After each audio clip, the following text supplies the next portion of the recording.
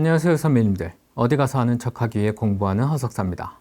집안일 하다 보면 빨래개 해주는 로봇 있으면 좋겠다, 설거지 해주는 로봇 있으면 좋겠다 하는 생각이 절로 듭니다. 식기세척기가 나오긴 했지만 그릇 헹궈서 놓고 끝나면 다시 정리해야 되다 보니 막상 설거지는 내가 했는데 생색은 왜 식기세척기가 내지 하는 기분도 들죠. 집안일 대신 해주는 로봇이 빨리 나와서 주말에 편하게 자빠져 있을 수 있으면 좋겠다는 생각이 듭니다. 저만 이런 생각을 하는 게 아닌지 요즘 많은 기업들에서 휴머노이드 로봇 개발에 적극적으로 뛰어들고 있습니다. 메타는 집안일을 대신해주는 휴머노이드 로봇을 개발 중이라 밝히기도 했죠. 그래서 오늘은 휴머노이드 로봇에 대해 아는 척 해보겠습니다. 아마 엔비디아의 CEO 젠슨 항은 많이 들어보셨을 겁니다. 이분의 한마디 한마디가 주식시장을 요동치게 하기도 하죠. 제 마음도 요동칩니다.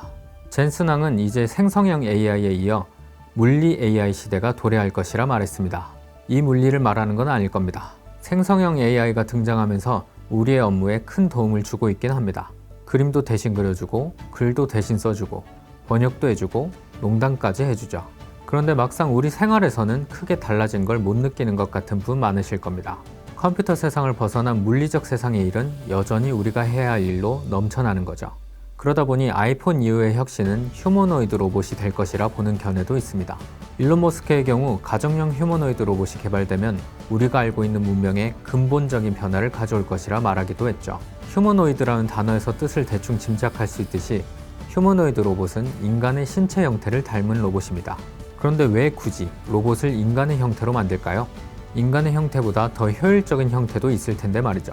여러 가지 이유가 있겠지만 가장 큰 이유라면 우리 인간이 만들어 놓은 다양한 인프라와 생활 환경이 인간에게 적합하게 설계되었기 때문이라 할 수 있겠습니다.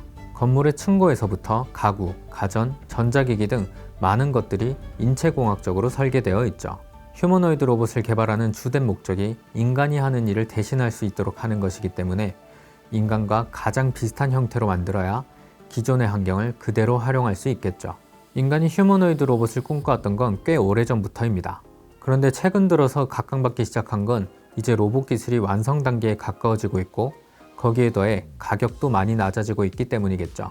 일론 머스크는 2~3천만 원대의 휴머노이드를 공급하겠다고 밝힌 바 있습니다. 과거에는 집 한 채 가격이었던 로봇의 가격이 이제는 차 한 대 가격으로 낮아진 것입니다. 하지만 아직 제 인건비보단 비싼 것 같습니다. 가격이 낮아진 데에는 여러 요인이 있겠지만 가장 대표적인 것이 액추에이션 시스템의 변화라 할 수 있습니다. 액추에이션 시스템은 로봇을 움직이거나 제어하는 데 쓰이는 장치를 말하죠. 휴머노이드 로봇 제조 단가 중 가장 큰 비중을 차지하는 것이 액추에이션 시스템입니다. 휴머노이드 로봇은 크게 인공지능 시스템, 센싱 시스템, 바디, 액추에이션 시스템으로 구성됩니다. 예전에는 이런 액추에이터가 주로 유압 방식으로 이루어졌습니다. 유압 펌프와 밸브 등을 이용해 액체나 기체로 힘을 줘 기계를 움직이는 거죠. 유압식 액추에이터는 펌프, 밸브, 실린더, 배관 등 여러 구성 요소들이 필요합니다. 부품이 많으니 무게도 많이 나가겠죠. 유체를 사용하는 특성상 응답 속도가 느리고 제어도 어렵습니다. 펌프도 계속 돌아가야 해서 에너지를 많이 소모하죠. 여기에 더해 기름이 새는 누유, 유압류 교체, 배관 수리 등 유지보수 비용도 많이 들어갑니다. 돈 들어갈 일이 많은 거죠. 그런데 전기모터 기술의 발전으로 이런 액추에이터 시스템을 전동식으로 바꾸게 되면서 배선과 컨트롤러만 있으면 작동이 가능해 부품도 적게 들어가면서 가벼워졌고 필요할 때만 전력을 사용해 에너지 효율도 좋고 정밀한 제어가 가능해지면서 유지보수도 간단해졌죠. 이런 여러 가지 요인들로 인해 가격도 낮아지고 성능도 좋아진 것입니다. 어떻게 보면 내연기관차에서 전기차로 전환되는 흐름과 비슷하다고 볼 수 있겠네요. 휴머노이드 로봇이 주목받는 또 다른 이유는 인공지능의 급격한 발전에 있습니다.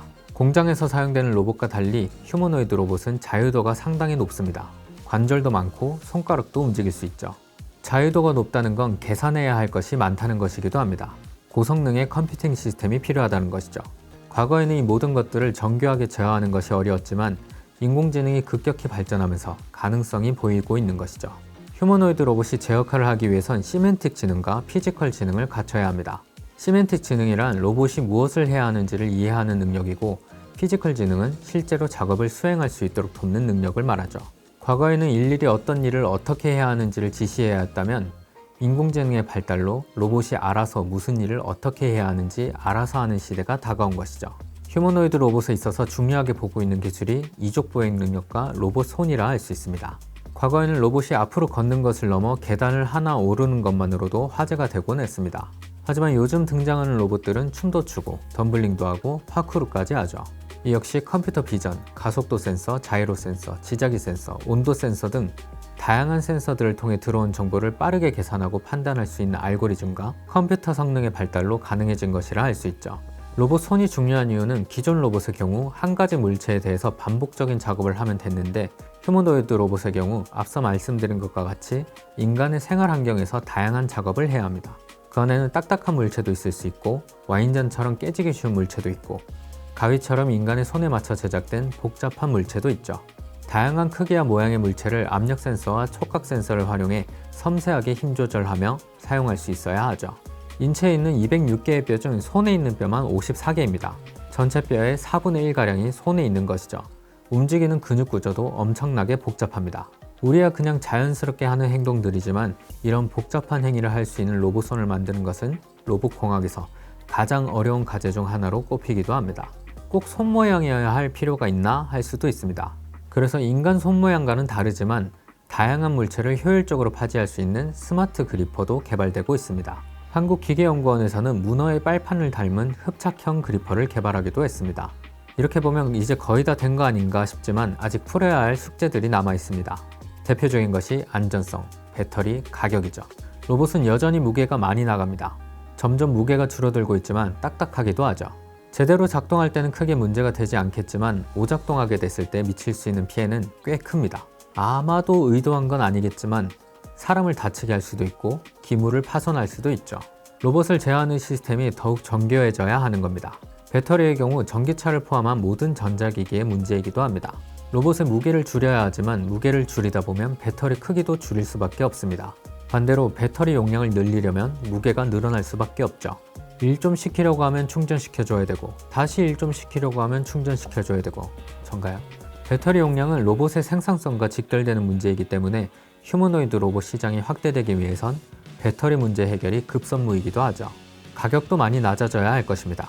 일론 머스크가 3천만 원 정도의 가격으로 가정용 휴머노이드 로봇을 공급하겠다고 했지만 집안일 좀 시키겠다고 차 한 대 가격을 쓰기엔 내 인건비가 더 저렴하겠다는 생각이 들죠. 아이폰의 등장으로 지금은 모두가 스마트폰을 사용하듯이 기업들이 바라는 1가정 1휴머노이드 시대를 이루기 위해선 획기적인 성능과 적정한 가격이 형성되어야 할 것입니다. 감성적인 부분에 대한 개선도 필요하다는 지적도 있습니다.